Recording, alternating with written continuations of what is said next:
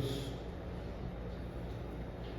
eu vou tentar dar do meu máximo para que os pontos que vamos abordar hoje não são muito difíceis, mas que eu possa transmitir bem.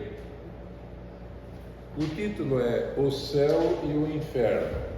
É esse livro aqui. É uma das obras de Allan Kardec. Pode ver que ele é... Logicamente, esse livro aqui é letra grande. Tem ali na biblioteca menor, o livro menor. E eu pensei alguns pontos para eu fazer Eu estou sendo obsidiado hoje. E esses obsessores que estão me vindo aqui não saem com a prece. Sai com a gente batendo neles. Então, me desculpe se eu tiver que fazer muito malabarismo aqui. Muito bem, o céu e o inferno, ou a justiça divina segundo o Espiritismo.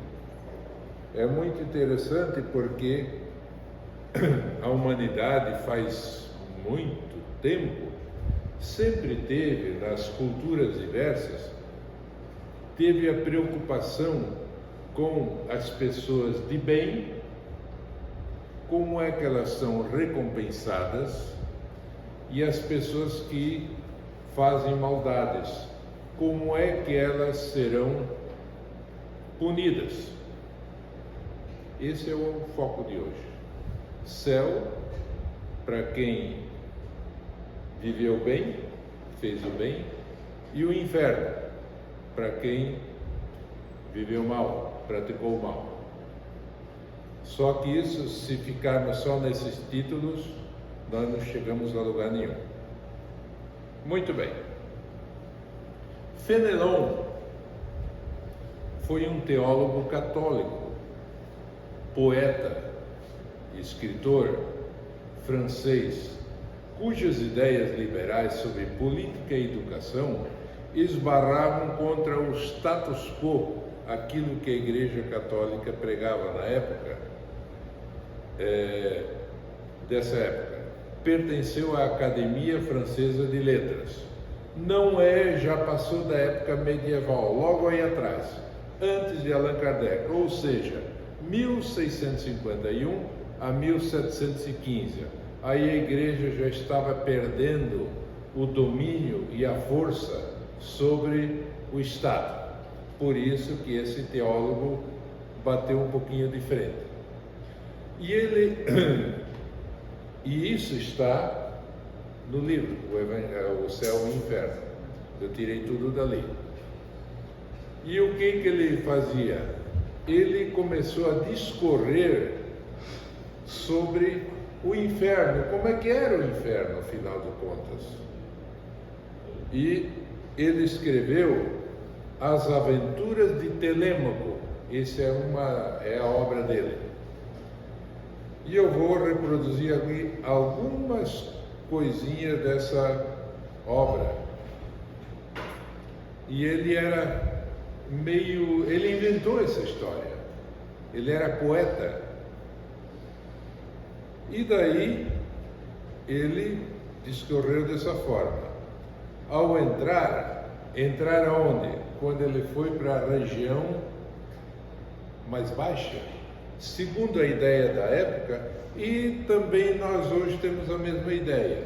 O céu para cima, o inferno para baixo. Não é assim que nós está dentro da nossa mente.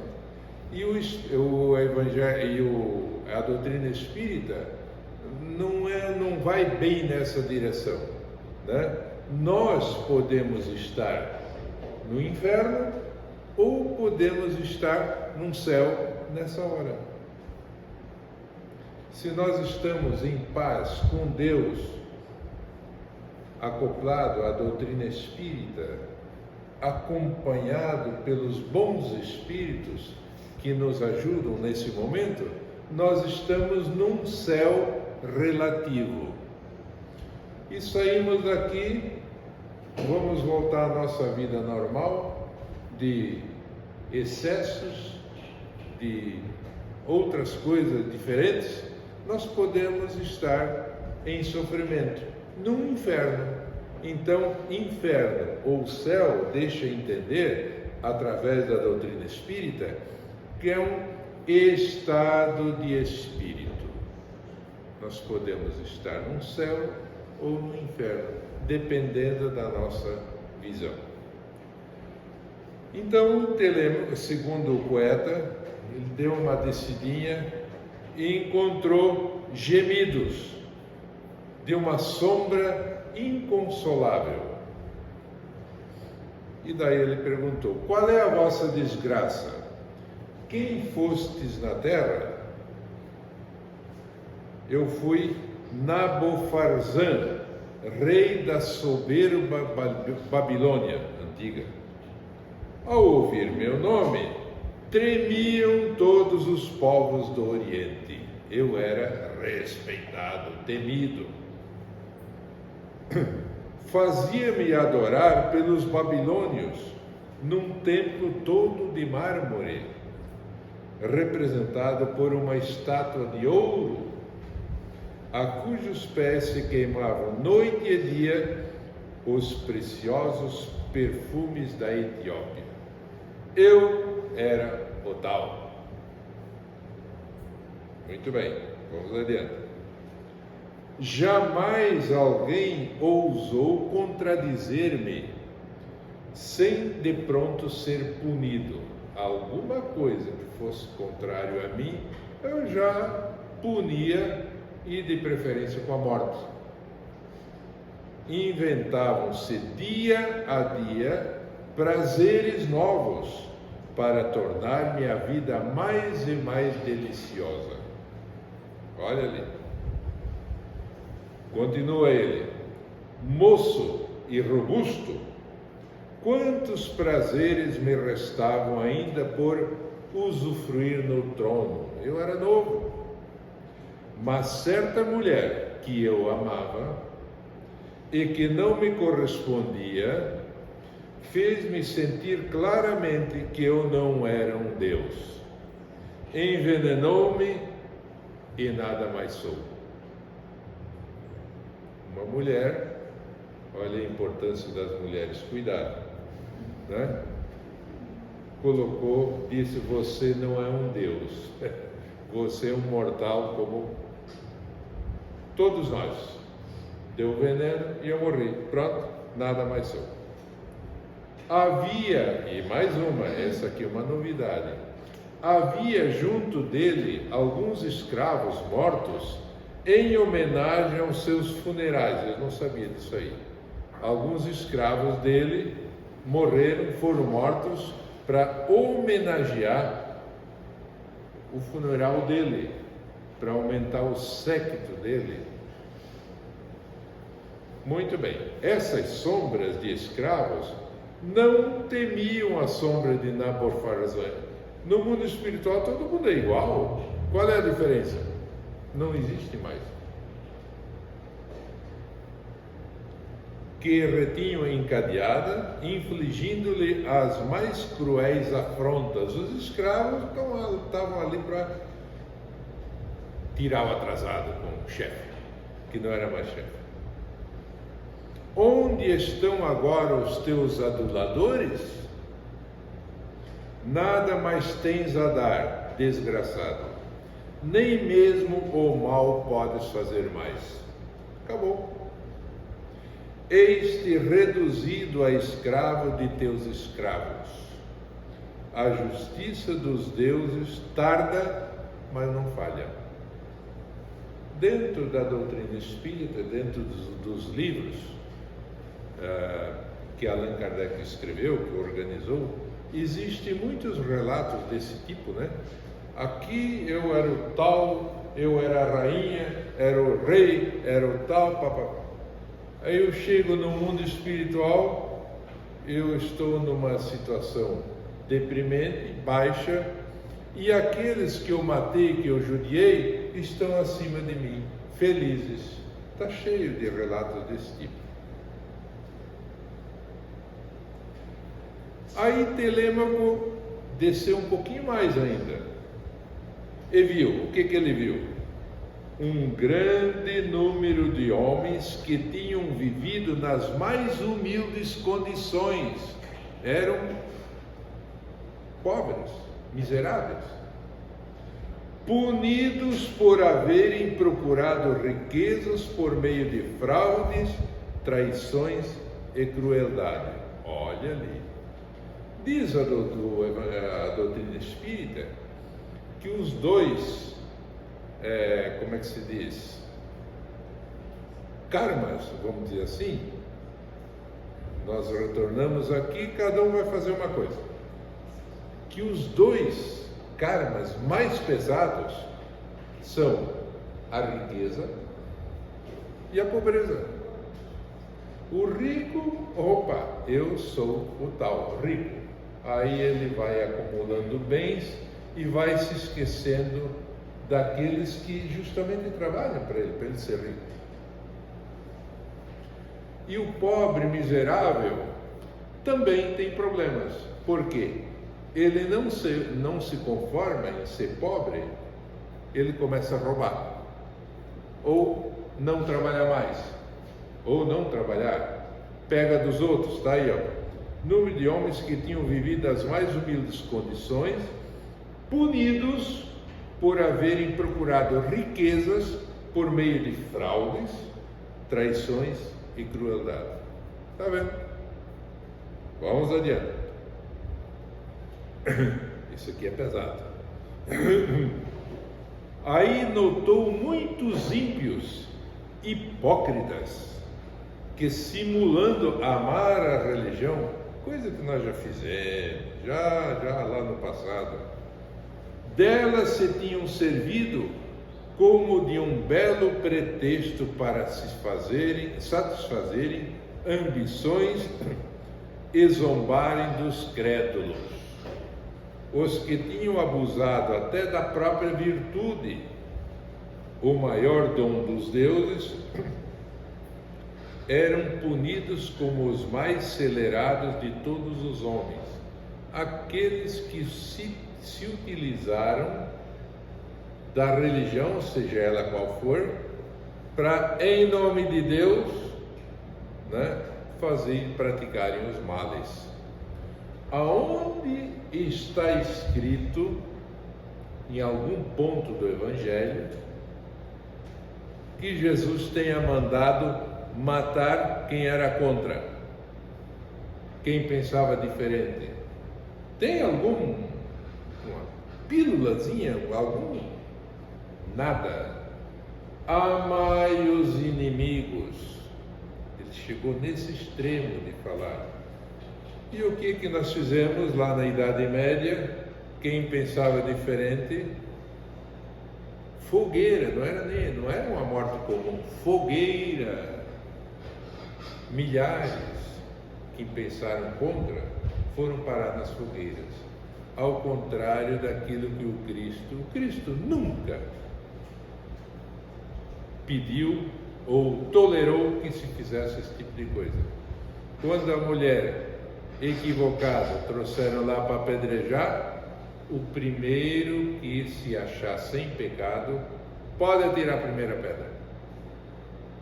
Foram todos embora. E assim vai.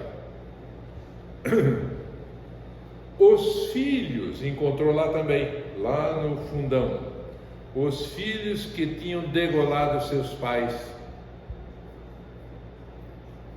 as esposas que mancharam as mãos no sangue dos maridos, os traidores que venderam a pátria, violando todos os juramentos. No dia da posse, juro, depois a conversa é outra. Sofriam, apesar de tudo, penas menores que aqueles hipócritas que se utilizaram da virtude da religião para fazer o mal. Muito bem. vamos relembrar algumas coisinhas. Eu não sei se vocês andaram no catecismo, né?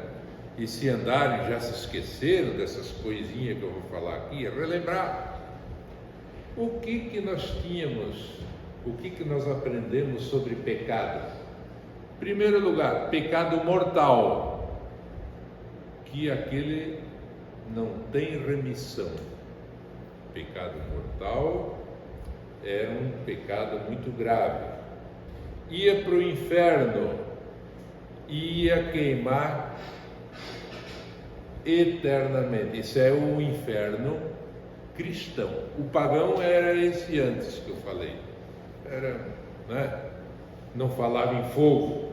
Aqui é inferno, de como é que é, de penas eternas, eternamente. Veja só, eu matei uma pessoa. Questão de meia hora, eu matei. Tá. Não me arrependi. Morri nessa situação. Inferno sem remissão. Eternamente. Aí nós temos o pecado venial. Lembra da palavrinha mágica? Um pecadozinho mais leve, não é daqueles fortes. Pecado leve. Aí, o que tinha?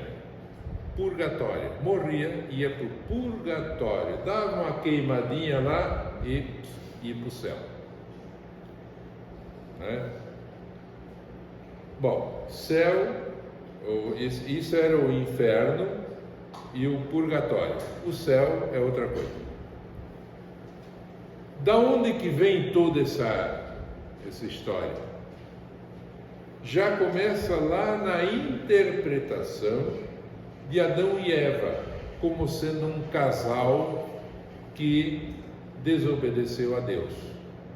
E Adão e Eva não foi um casal. Adão em grego quer dizer homem. Eva em grego quer dizer mulher. O homem e a mulher. E foi interpretado como sendo um casal. Esse casal recebeu ordens de Deus, no tempo que Deus gostava de andar, passear no paraíso que Ele criou, e disse: olha, não pode fazer isso, não pode fazer aquilo, tá? E a Eva se convenceu. Aí já tinha o capeta, né? A cobra. Coitada da cobra. Uma cobra que não andava, se rastejava. Serpente. Foi lá, convenceu a Eva e tal. A história, né? Todo mundo já sabe. E coube à mulher o maior castigo, a maior punição. Parirás com dor. Por isso que toda mulher, na hora de parir, é um problema, né? Bom, tem mais detalhes aí, mas não vou entrar. E o homem coube, trabalharás e tirás o sustento com o suor do teu rosto.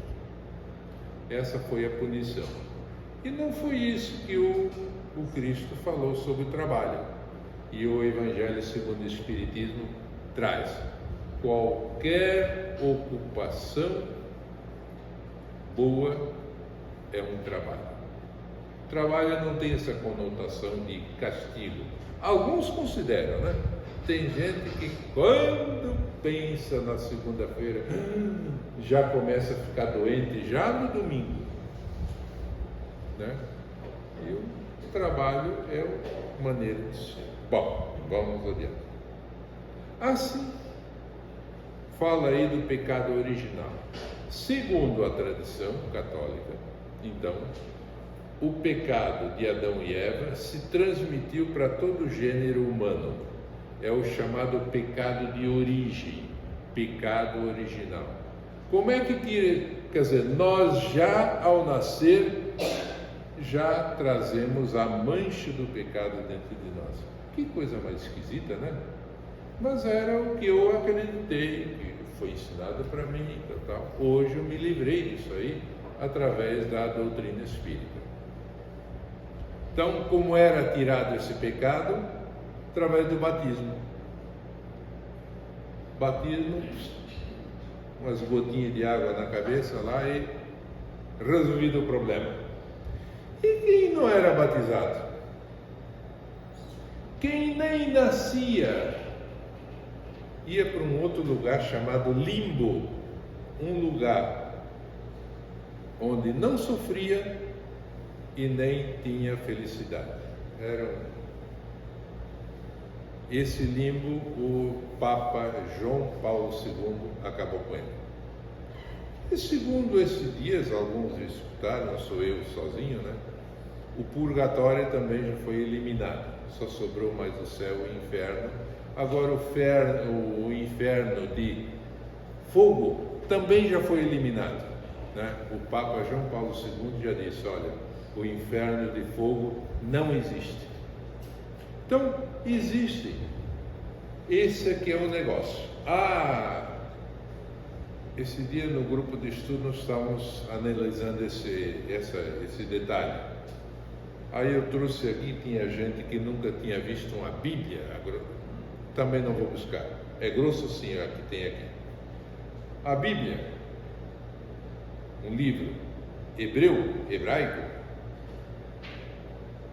de lá para cá existe uma evolução no pensamento religioso.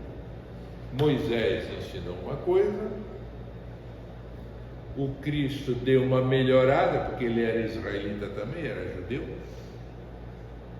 conhecia tudo, deu uma melhorada, e quem deu o ponto final depois?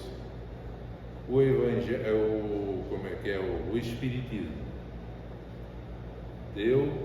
Disse tudo. E também comentamos, já tem quase 200 anos o Espiritismo, nenhum ponto até agora da doutrina espírita foi contestado pela ciência, pela filosofia. Mas tem os ateus, isso é um outro problema. Existe ateu, à toa e tudo mais, né? Que não acredita, mas isso é um direito de cada um, acreditar no que quiser, mas contestar não aconteceu nenhum caso até agora. Muito bem. Também eu tirei dali. Deus, na sua infinita criação, criou para o servir. O Deus daquele tempo era meio vaidoso. Ele criou os anjos. Vocês sabiam que existia tudo isso aí? São 3 castas de anjos. Primeira hierarquia, que estão mais pertinho de Deus: querubins, serafins e tronos.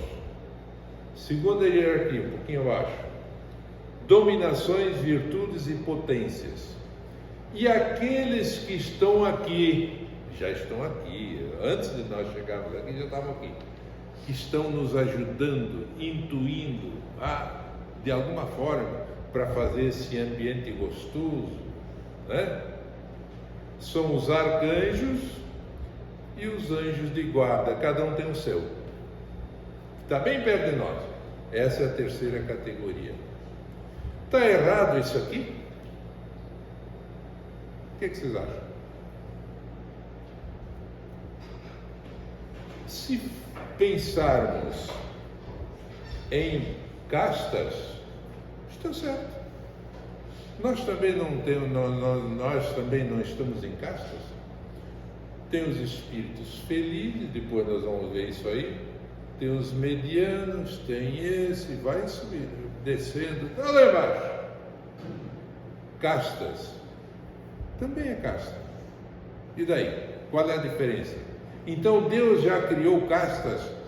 Não. Essa ideia, a doutrina dos anjos em forma de castas, podemos resolver da seguinte questão: Deus, o problema é que, segundo essa doutrina dos anjos, Deus já criou esses seres perfeitos, já criou dessa forma. E a doutrina espírita ensina um pouquinho diferente. O Evangelho, o Livro dos Espíritos, os seres foram criados simples e ignorantes e começam a encarnar, reencarnar, e vão indo, até onde? Até a perfeição, né? Lá para cima. Então são milhares de castas, né? Até lá. O que não podemos concordar, que os anjos foram criados já perfeitos. Não. Os anjos são pessoas iguais a nós, que tiveram lá o seu começo. Se eles estão lá em cima, perto de Deus, pode até ser, mas eles começaram aqui embaixo. Essa é a diferença. Não existe ser perfeito já criado desde toda a eternidade, vamos dizer assim. Esse é a diferença. Aí nós temos o contrário. Os demônios, quem são? Satanás, Cramunhão, Satã. São Lúcifer e os anjos decaídos. Segundo a doutrina tradicional, Deus então criou esses anjos perfeitos. E tinha um deles, isso é na nossa mitologia, na nossa cabeça, né? Que era o mais perfeito de todos. Lucis, fer, latim, quer dizer, aquele que conduz a luz, que irradia a luz para todos. Olha que espírito, hein? E de repente ele resolveu se rebelar contra Deus. Isso só na nossa fantasia, porque quem já está acima de um patamar jamais pode se rebelar contra Deus. Ele já entendeu. Não tem isso aí, não tem volta. Nós só vamos para frente. Então, Lúcifer, aí Deus se obrigou a criar um inferno para botar o Lúcifer e aqueles que o acompanharam. Será que todos os demônios estão no inferno? O que vocês acham? Tem algum por aí que fica atazanando a nossa vida em forma de tentação. Outra ideia esdrúxula, vamos dizer assim. Lúcifer, criado dessa forma, não existe. Esses anjos decaídos, demônios, também não existem. Por quê? Alguns estão no inferno, alguns estão fora. Afinal, qual é o critério? Quem é que fica cuidando? Agora você vai atazanar um pouco lá, né? Depois, quando voltou, agora vai você. É assim? Como é que é? Então, veja só, é uma mitologia. É uma história bonita, né? Não sei se é bonita, mas é uma história. Então, a tentação, isso já foi feito palestra sobre isso aí, está dentro de nós, não está fora. Por que nós erramos? Porque nós nos deixamos errar. Nós temos o livre-arbítrio. Nós fizemos o mal, não é porque alguém intuiu esse mal, é porque nós resolvemos fazer o mal. Logicamente, nós, estando com a ideia de fazer o mal, não falta espírito na mesma situação para nos ajudar. Mas a decisão é nossa. Assim como nós,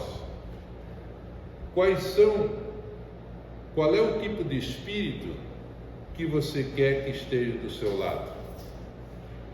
Aquele que você quiser. Só pequeno parênteses. É como se nós tivéssemos, eu gosto muito dessa figura, dois cães dentro de mim. Os dois cães com fome, famintos. Um é bom, outro é ruim. Qual é que sobrevive? Aquele que o der comida. Aquele que o der comida é vivo, outro se obriga a morrer. É assim, mais ou menos. Livre arbítrio. Aí, em 1772, 92 a 1750, antes de Cristo, o Hammurabi, rei da Babilônia, da antiga Babilônia, espera aí, mas alguma coisa não está certo. Eu fiz um erro aqui, vou para o inferno eternamente. Ele já viu isso aí, inventou a lei de Talião. Alguém que arrancou um olho, você tem direito a arrancar um olho, não 10. Essa é a correspondência entre o mal feito e a consequência, causa e efeito. Ele já enxergou e o Cristo utilizou, Moisés utilizou essa lei de Talião. Olho por olho, dente por dente. Essa é a lei. Muito bem.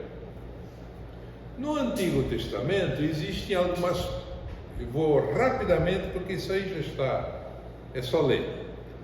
As maldades, elas foram punidas coletivamente.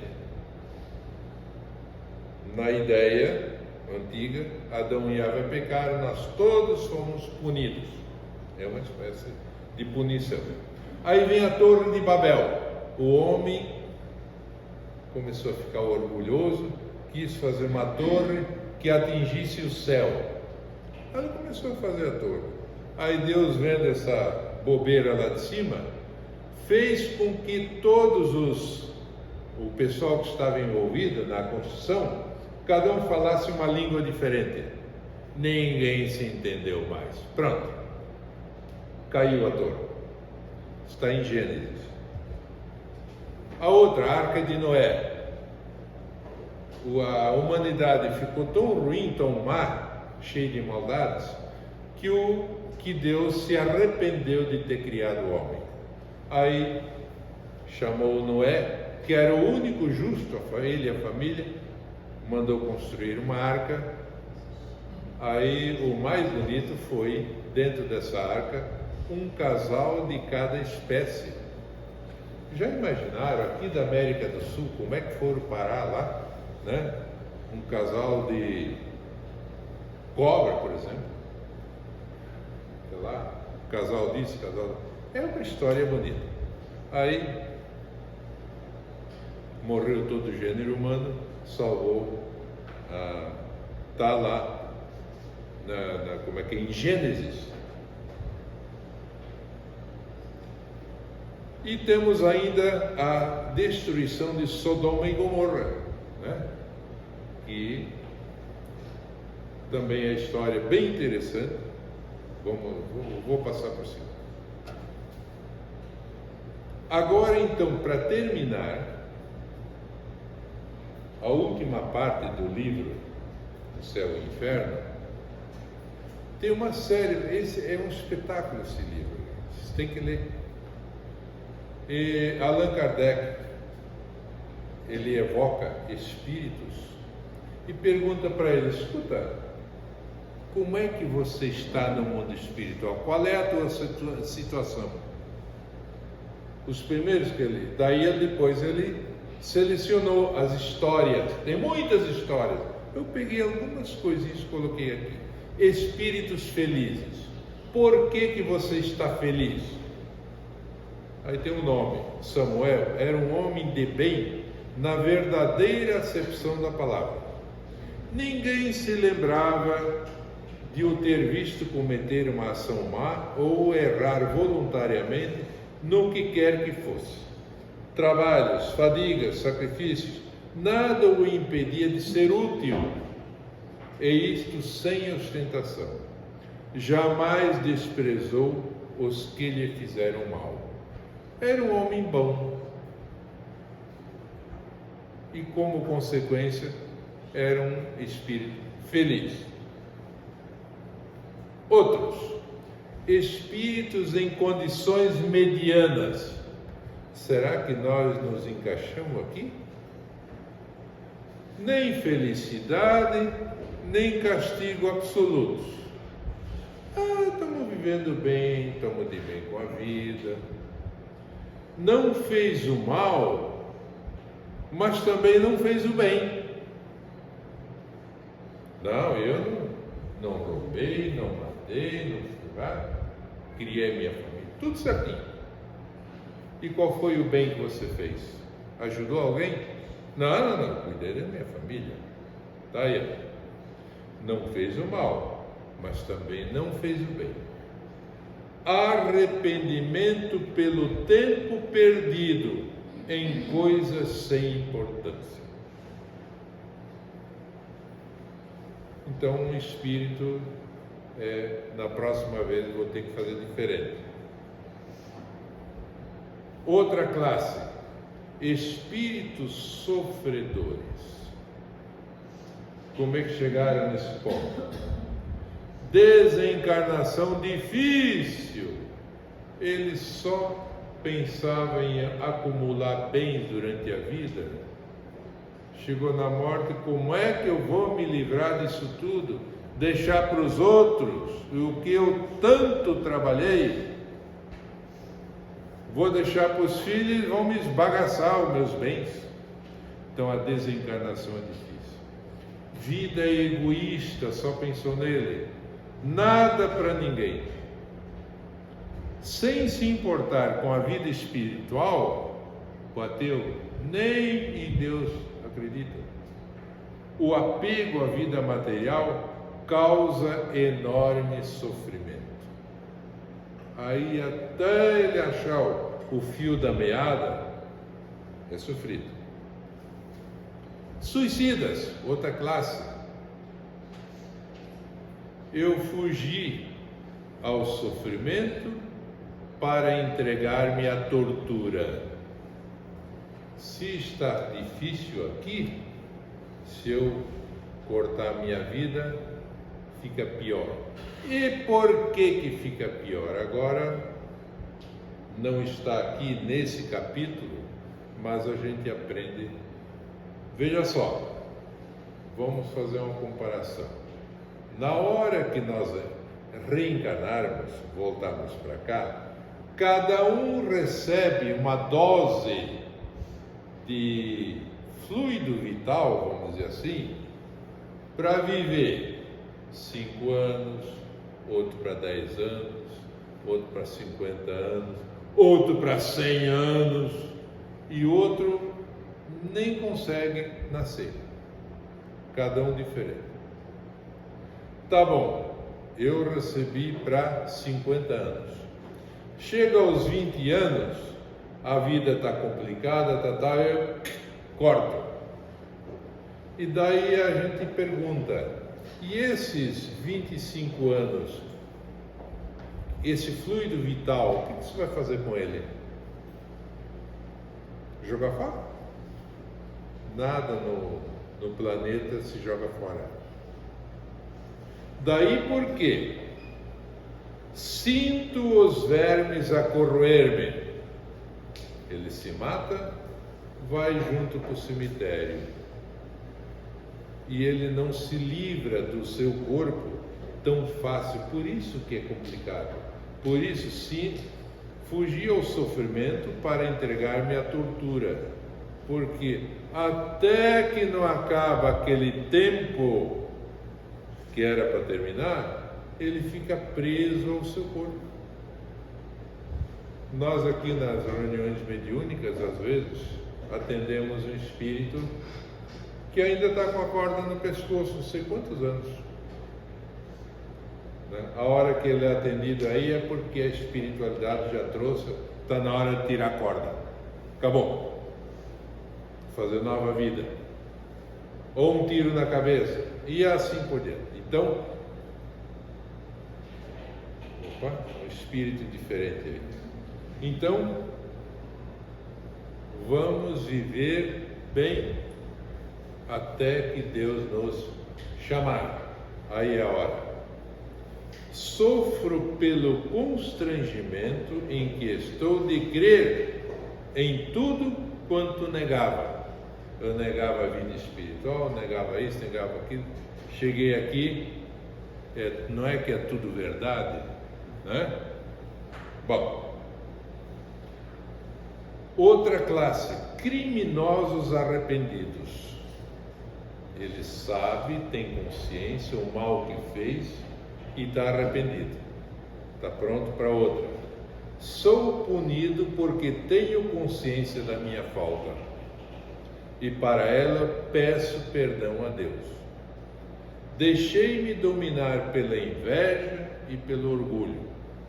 Enganei-me e arrependo-me, pois o homem deve esforçar-se sempre por dominar as más paixões, o que, aliás, não fiz. Como é que se conhece um verdadeiro espírita? Pelos esforços que ele faz para dominar as más paixões. Então, espiritismo, o espírita não é sinônimo de santidade. Ninguém é santo aqui. Se tiver algum santo aqui, está perdendo tempo. Aqui só tem gente cheio de defeitos, ninguém escapa, cheio de tendências ainda não boas. É aquela história, que eu gosto de falar também, que eu escutei muitas vezes de uma pessoa. Eu sou a melhor pessoa do mundo, ajudo e tal. Só não pisa no meu calo. Então, será que é uma pessoa boa assim? Então, estamos cheios ainda das nossas más tendências. Vamos nos esforçar para nos livrar delas. Esse é o caminho. E por último, espíritos endurecidos. Isso é uma pedreira. A luz, pode deixar. Agora que já entrou, dizem que o Chico Xavier, eu li esses dias, será que é verdade? Ele não, a turma não gostava muito, que vinham os cachorros de rua, gato de rua, entravam lá, ele dava comida para ele, se acostumava, ele ia fazer palestra, atender o público no meio da cachorrada. Não sei se é tudo verdade assim, mas, que eu li. Então, espíritos endurecidos. A luz ofusca-me e penetra, qual flecha aguda, a sutileza do meu ser. Isso quer dizer, Deus não se esquece de ninguém. Ele ilumina a pessoa, qual a luz ofusca, tão forte que ofusca. Castigaram-me com as trevas do cárcere. Eu fiz algo muito errado, me botaram na cadeia.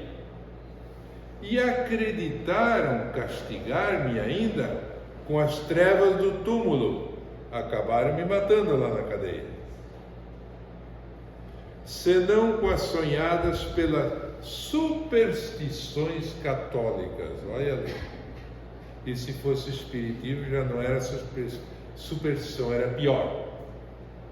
Pois bem, sois vós que padeceis da obscuridade, enquanto eu, degradado social, me coloco em plano superior. Olha ali, esse é o espírito endurecido. Fez, pintou e bordou, recebeu os castigos, mas está por cima. Não caiu ainda, não caiu a ficha. Para terminar, não sei se me fiz claro, tudo isso aí nós podemos resumir: lei de causa e efeito. nós começamos lá embaixo, as nossas atitudes geraram uma consequência para a vida seguinte. Na vida seguinte, novamente nós agimos, gerou consequência, e vamos gerando consequências e vamos gerando causas. É assim que nós vamos a caminho. Isso é um caminho bonito? Não. Quem gosta de subir morro, que eu não gosto, mas tem gente que gosta, escalar montanha, né? Não é fácil. Vai se pendurando, vai ralando, até que chega lá. Quando chega lá em cima, que beleza! Mas até chegar lá é íngreme, é sofrido. Então nós, na situação que nós estamos, já estamos no segundo grau, provas e expiações. Nós já estivemos no mundo primitivo, já saímos de lá, estamos aqui. Vamos continuar a andar, procurando fazer o bem, um ajudando o outro. É assim, amar os amigos, amar os inimigos, e vamos tentando. Se não conseguimos amar, vamos tolerar e vamos indo colocando o Evangelho de Jesus em prática. E isso não se faz de uma hora para outra. É um processo longo, mas é assim que acontece. Porque a natureza não dá saltos e nem Deus tem pressa. Tem o tempo, temos a eternidade para isso. Vamos devagar e sempre. Obrigado.